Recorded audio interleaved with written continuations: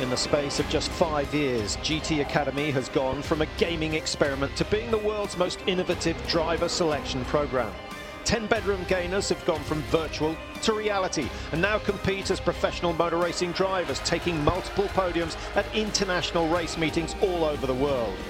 Now a new wave of Academy graduates join previous winners and start the life-changing journey of becoming professional racing drivers.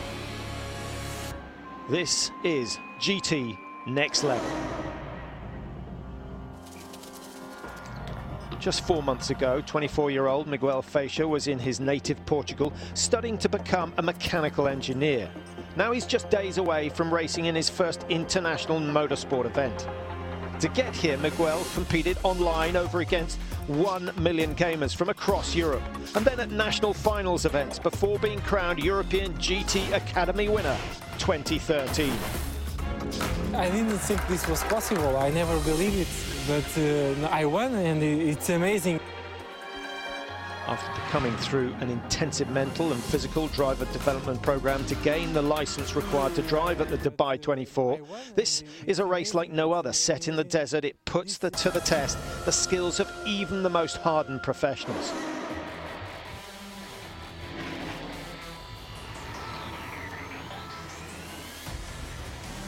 The pressure is huge, and it's very easy to make a mistake.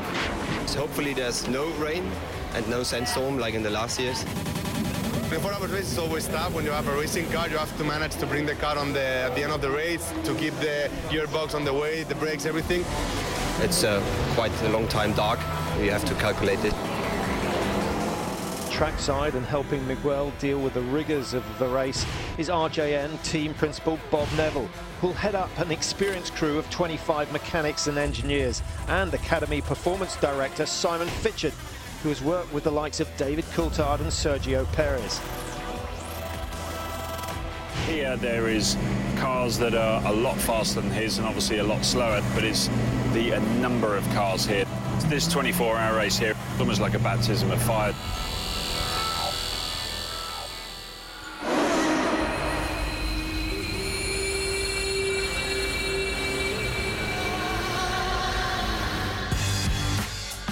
Feels very warm.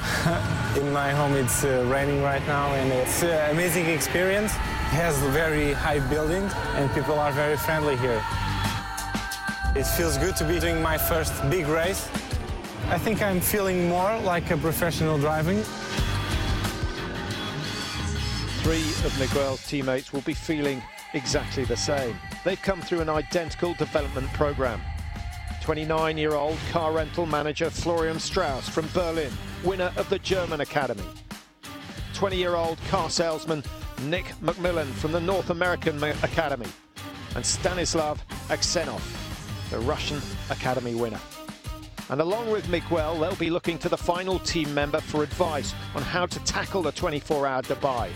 Experienced motor racing professional Lucas Ordones. The important thing at the end in these long distance races is just be calm, be patient, and wait until your time, because there's no rush. It's 24 hours. 5 years ago, Lucas was the first winner of GT Academy, and since then his professional career has seen him take podiums at every level he's driven at, including the Le Mans 24, and 2 podiums in the last 2 years in Dubai. So he knows exactly what the graduates will be going through ahead of the race. They have so little experience, and it's a big race for them. You feel the nervous, you feel the pressure they have, but I'm trying to convince them that they're doing a good job.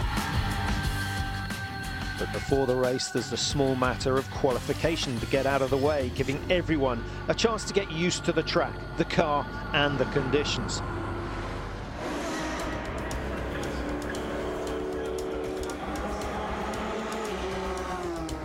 The pressure of trying to set a fast lap seems to be getting to Miguel as he overdrives car 1, 2, 3. So Lucas pulls him aside for some advice. When I come from the LMP2 to take this car, I try to brake as late as possible, and that's the biggest mistake you can do in this car. If you just brake, bam, you push too much, ABS is working, and in the downhill, even worse, and you lose the apex, and then you are late on the road.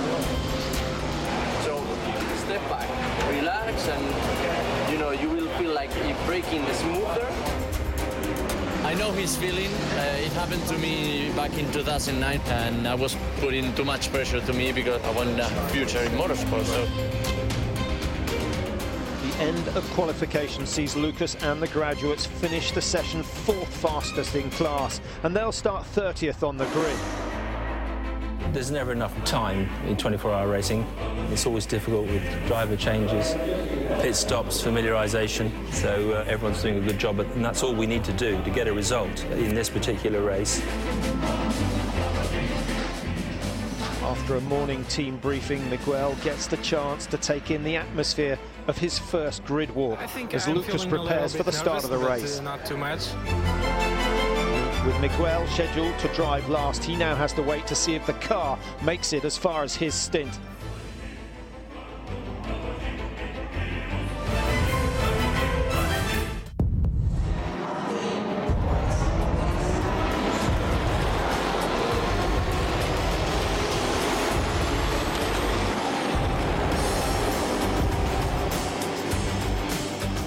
Lucas gets off to a great start, consolidating 4th.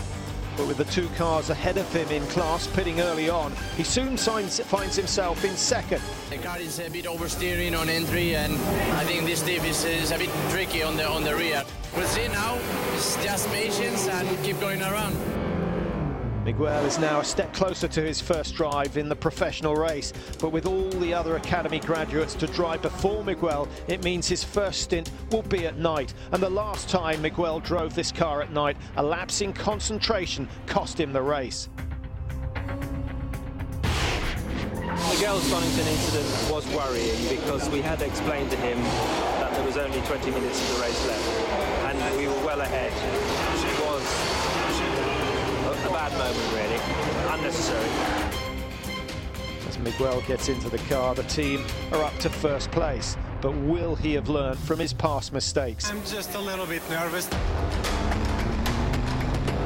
He went off on his own about an hour before he was getting in the car and went into his visualisation of how he wants to approach his stint and keep the consistency.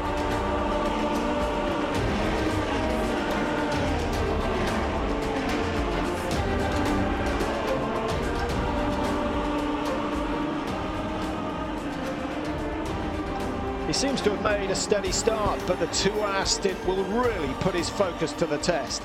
I think he's come a long way, and he's starting to prove that he's learned all of his lessons here. I did a very long stint, 2 hours. I didn't know I was capable of doing so much time in the car. But just when Miguel hands over the car to Lucas for the 2nd stint, the head mechanic, Jeff Fordy, notices a problem with the car. Just get you on the water temperature. Get you on the water temperature. However, it's not long before car 1, 2, 3 starts to overheat. Okay, water temp, 96, 97. Okay, box now then, please. Box. I missed it. I missed a bit. Okay, don't panic. Get you on the temperature. Box as soon as possible. It's a tense time, all as Lucas tries to guide the car back to the pits before it overheats and does irreparable damage. Hey Lucas, box now though please, box now. Lucas uses all of his experience to guide the car back to the pits where Jeff and the RJN pit crew go to work immediately.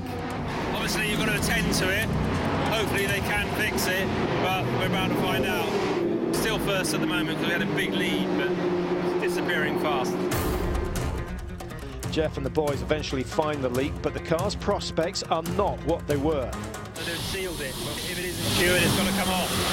But it's right down the back of the engine. It's, you know, it's not a permanent fix. We're hoping it'll be enough to do the race. If not, then we've got to take the bike off the back of the engine, which is quite a big job. So that's what we're trying to avoid. Lucas is sent back out as everyone hopes that the fix can get them to the checkered flag. Despite the time in the pits, Lucas rejoins the race in pole as car 1-2-3's rivals have also been forced to pit with mechanical problems. The seal fitted to the plug seems to be holding out so far. While Knight turns in today, Miguel completes his second stint with car 1-2-3 and they're still in a commanding position.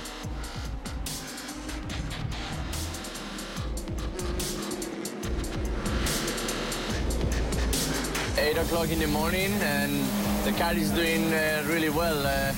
That's rude, no? The guys in car 123 have done an absolute immense job. So now it's just a matter really of keeping the guys focused. But as the race goes into the final hours, the temperature on the track rises and the car begins to overheat once more, forcing it to pit. The water temperature was coming up from 90 to 98. But it seems that the temporary seal has held so far, so it's decided that despite the lead car 1-2-3 has over its nearest rivals, Lucas will drive the final stint. He will take all his experience to guide the car home without it overheating. It can happen a lot of things, so I'm not taking it for granted.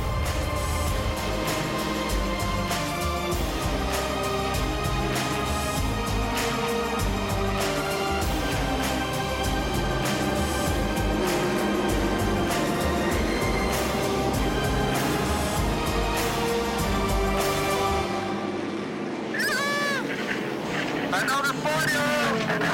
Well done! Great job by everyone, guys. Thank you so much. As always, it's a pleasure to work with you. Thanks, Lucas. Thank you. It's first place for car 1-2-3 as they take the checkered flag after 513 tense and grueling laps. It's a dream end to Miguel's first endurance race. Well, it's an amazing feeling. I wasn't expecting this. It was a great teamwork. All of us did a good job. All the drivers, all the mechanics did an awesome job. We're really happy to come back here to Dubai and to reach the first step of the podium and, you know, win with the new GT Academy boys is really special. All the hard work from the past 3 months has paid off, and again the GT Academy has proven that bedroom gainers can go on to successfully compete at international level.